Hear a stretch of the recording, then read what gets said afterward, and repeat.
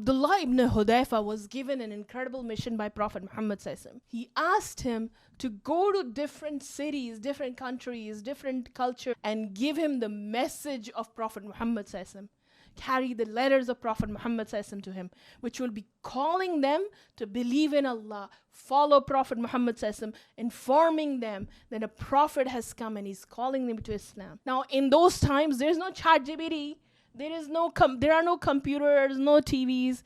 People don't really know about each other's cultures and what's going on, what is their language, how do they speak, what is their politics. They don't really have all that information. So Abdullah is going to go into these new cities where he can't speak the language. He doesn't really know much about the culture. He doesn't really even know much about the leader. Is he horrible? What is he like? He doesn't know much. And they could be extremely angry at receiving this letter. Like, how dare you? You want to be my prophet? Like, who are you? Some leaders could just absolutely kill him right there. Could do anything with him. It was a dangerous but extremely important mission, of course, right?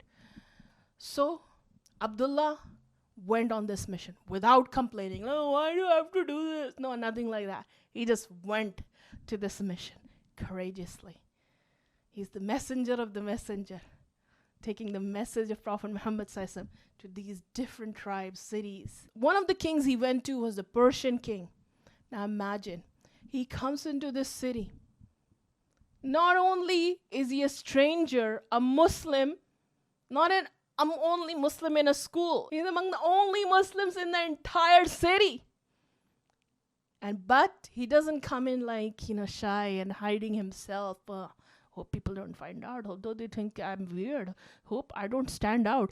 He comes in proud, unshakable, proud of his deen, proud of his iman, proud of Islam. He walks into the palace and he says, I have a message from the Prophet of Allah. A man from the king's court comes to take the letter from him. He said, no, Prophet Muhammad sallallahu alaihi wasallam told me that I must give this letter directly to the king. I'm not going to give it to you. He refuses. So the king says, okay, give it to me. So he gives it to the king directly. He's a strong man. You see his conviction. He has such strong conviction. That's why he's able to convince him. And he takes the letter. And the king gives it to his assistants. Okay, you read it. The assistant starts reading the letter out. That this is a letter from the Prophet of Allah. He doesn't even listen to the whole letter.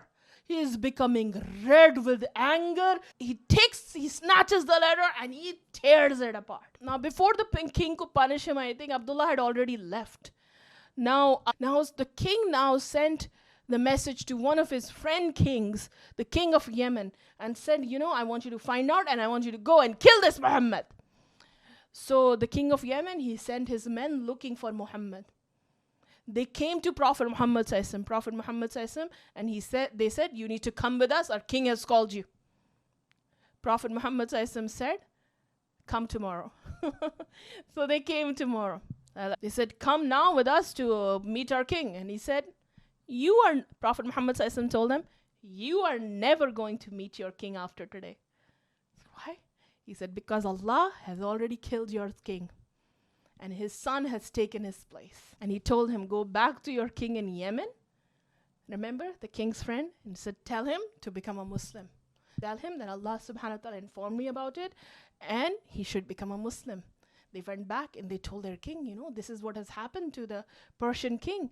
And the king in Yemen, he verified it. And he said, if this is true, Muhammad already knew about it, then I will accept Islam. And it turned out to be absolutely true. And the king of Yemen already accepted Islam. And that was the result of this mission of Abdullah radiallahu anhu. Next mission he went on to was the Byzantine king. The Byzantine king, though, captured him. Now the Byzantine king was kind of secretly impressed by his determination. So he said, I want to test him. Leave Islam and I will give you half my kingdom. He said, look, you leave your religion and I will give you half of my kingdom. Half of his kingdom. He's trying to tempt him, right? Half of my kingdom, imagine that. Abdullah says, death is preferable to me than what you are offering. He said, even if you were to give me your entire kingdom and all the Arabs gave me all their money, I will never leave my deen. That's how strong his faith is. Then the king decided to punish him. And he took a big, hot, boiling oil pot. A pot of boiling oil. Have you ever gotten like a tiny drip of oil, hot oil, and burned by them? Maybe your mom has while cooking. I have. It's terrible. It's like worse than being burned by fire. Oil, hot oil, it's horrible. Extremely, extremely painful. And the king, this is really painful. He dipped a Muslim in it. The Muslim, as soon as he went in, he died. And then obviously, and of course he went to Jannah. Enjoying himself in Jannah, right? Abdullah, now he thought, yeah. And then the king was like, it is your turn, Abdullah. And they were about to throw him in the pot of hot boiling oil. Abdullah started to cry. There were tears in his eyes. And so the king said, finally, now you feel scared. Are you ready to leave your religion now? And Abdullah says, no way. He says, why are you crying then? It's because you're afraid of this oil, isn't it? You're afraid to die. And he said, no way. I'm crying because I am feeling sad because I only have one soul. I can only die one time. I wish I had many souls. I wish I could die again and again and again, and you would dip me again and again and kill me in this. I'm crying because I only have one soul. I can only die one time. I wish I had many deaths so you could dip me in this oil again and again and again, and I could sacrifice myself for the sake of Allah again and again.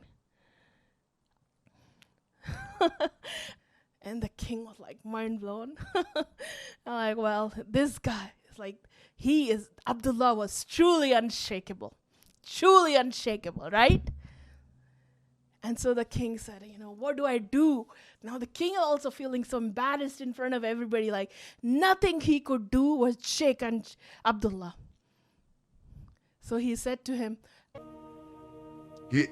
kiss my forehead and I will let you go free. I will let you go if you just kiss my forehead.